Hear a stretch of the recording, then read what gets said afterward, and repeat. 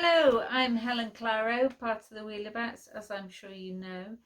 Now, I cannot remember a time where I didn't want to perform, even at primary school.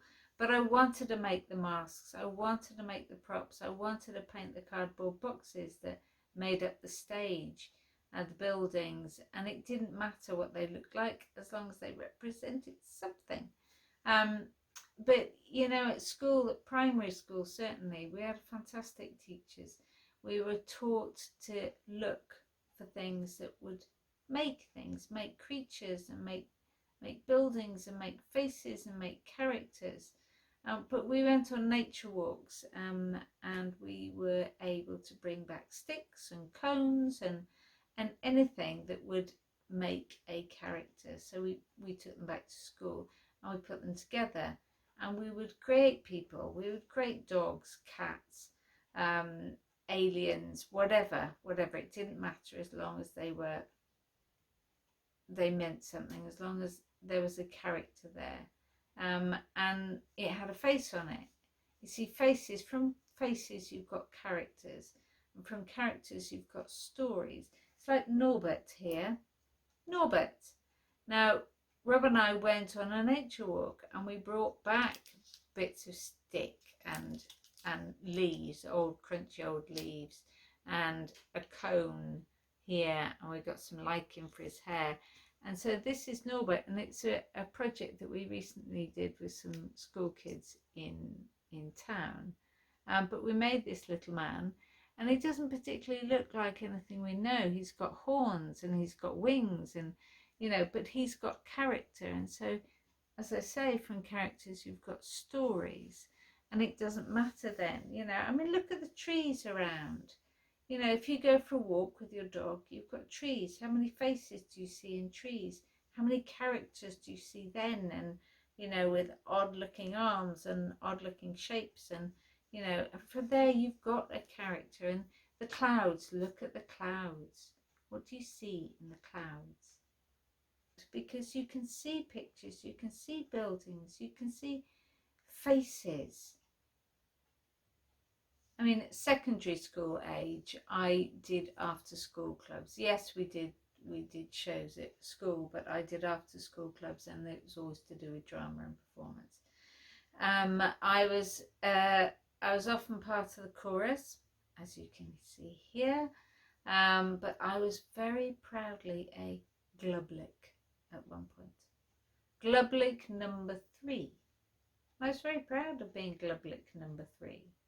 But you see, that was for me. That was we do shows in Hereford Theatre, and there was a live audience, and who would laugh and clap and cheer, but they were live, and I love live audiences. Like being outside and interacting with an audience is amazing. It's just such a fantastic feeling.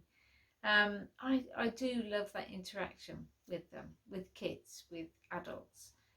Having a laugh with the kids, taking the mick out of the adults, and it's just good fun. It's just good fun. You know it. You know what reaction you get from your performance out there on the street. You know it, and it's brilliant. It can be wonderful.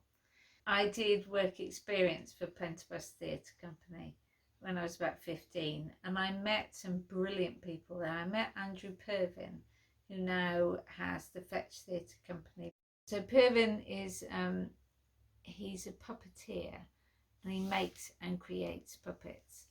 And he was my mentor for many, many years. He comes up with some fantastic, incredible creative stuff. You would have never seen the like. And now I am a director along with Purvin of that company, which is it's magical. It makes me feel really important. I mean, all these things over the years, these incredible things, these incredible street arts, street acts, companies like the Fabularium. When I was a kid, that's who I went to see. Those are the shows I went to see. And that inspired me to be who I am, to do what I do. You inspire me. You guys really, truly inspire me. The imagination, the art that goes into it, and truly imagination, because I mean, look at Dizzy O'Dare. You know, he's in a big balloon and he's got barely anything on, and he's tempting the audience, you know, do I pop it? I've got nothing on, but do I pop it? And we're all going, yeah, yeah, get rid of it, yeah, yeah, get naked, babe. And he's there and he pops it and he's in his underpants. Personally, I think it should be a fig leaf, maybe. Think about that one. But it's so funny. It is so funny, and it really gets the audience going. And that's the sort of thing that is special out there. That's the sort of thing that is inspiring. That's the sort of thing that drives people like me and other kids to want to do that, to want to be, excuse me, that person, that creative person. And that's been my driving force. That sort of thing has been my driving force. And I want to be the best I can be. So I want to be the best performer I can be, whether it's straight acting, whether it's on television or in the streets. That's who I want to be. So you are my driving force, everybody. Sorry about that. Lots of responsibility. Thank you.